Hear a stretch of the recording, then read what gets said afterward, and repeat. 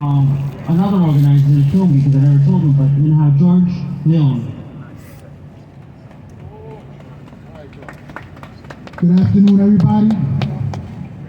My name is George Leon. I am the president of the National Latino Police Officers Association, Advocacy, New York State. I'm also the vice chairman of the Bronx Conservative Party.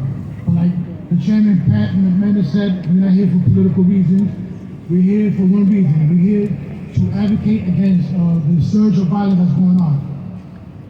I want to introduce you to everybody somebody that has been advocating on behalf of police officers and police officers' rights. You have to remember, blue lives do matter because they are the gatekeepers of our safe communities.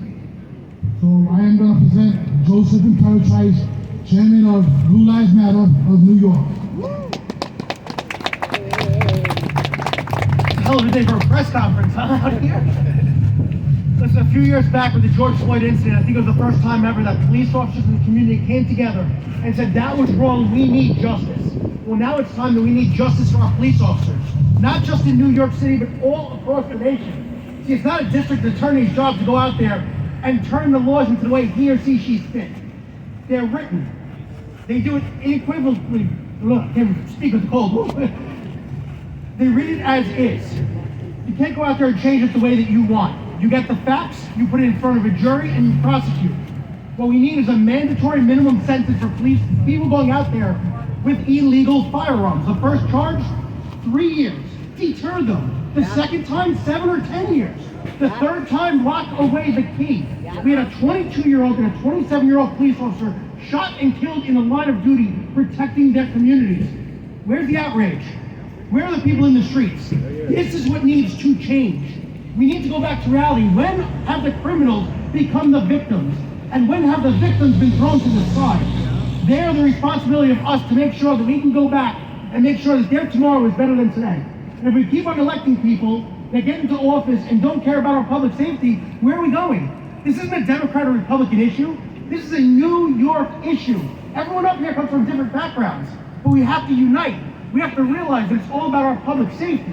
Without that, we have nothing. We're the greatest city in the world. But look what it's become under Mayor de Blasio. Now is our chance to change it. Now is our chance to move forward. Now is our chance to finally stop all the nonsense. Stop speaking. I'm sick and tired of hearing about let's make history. Let's make results. Let's do that. And let's move forward with a better tomorrow. At this time, I'd like to introduce Andrew Giuliani. He's running for a special office cycle. Thank you, Andrew. Thank you very much. I want to start off today posing a question. What is the legacy of our fallen heroes? What is the legacy of Police Officer Rivera, 22 years old, not even a year on the job? What's the legacy of Police Officer Mora, 27 years old, a couple of years on the job? Well, ladies and gentlemen, the legacy has to be taking back our city and taking back our state. You have been told, in the words of a brother of mine, some fantastic lies over the last couple of years. Those fantastic lies being that the police are the problem. Well, ladies and gentlemen, I'm standing up here today because I want to let you know that the NYPD is not just one of the best organizations in our city or in our country, but they are the greatest law enforcement organization in the world. And if we choose not to stand with them now, then we are going to continue to see crime spiral out of control in this city and in this state and all across this country, because New York sets the stage for the rest of the country, for the rest of the world. So I'm calling on DA Bragg to get his head, I'm not cursing, to get his head out of his butt and actually start prosecuting resisting arrest and armed robbery. You're gonna put our cops on the line like that when every single day they come, they kiss their kids goodbye and they don't know if they're gonna come back? Well, you know what? One of the honors in this world is having the opportunity to wear one of those shields that the NYPD gives you, that you earn.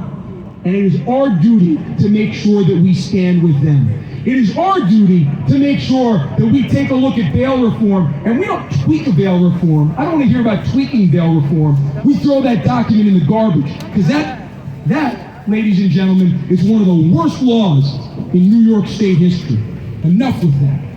We have to protect their qualified immunity because this is one of the toughest jobs in the world.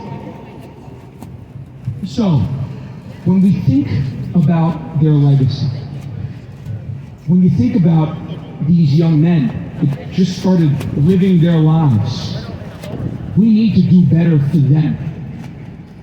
Because they knew, and they made the ultimate sacrifice for us.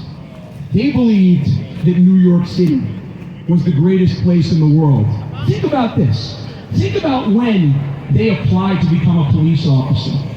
And all of the momentum, all of the public feeling against becoming a police officer at the time, and they still did it because they know the potential of New York. They know that we are the leader of the world. Let's act like it, ladies and gentlemen. I am sick and tired of politicians ignoring the problems here. We need to stand up. And thank you, all of you men today, women, children, for being here and for standing up for our NYPD. I can tell you, with every last breath, with every piece of me, with every bit of energy that I have, I will stand up for them because I know, ladies and gentlemen, they stand up for me every single day. So let's think about these men today. Let's think about these men every day. And let's make sure we honor their legacy. Thank you.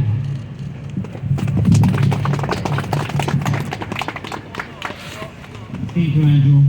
Just an announcement on Sunday.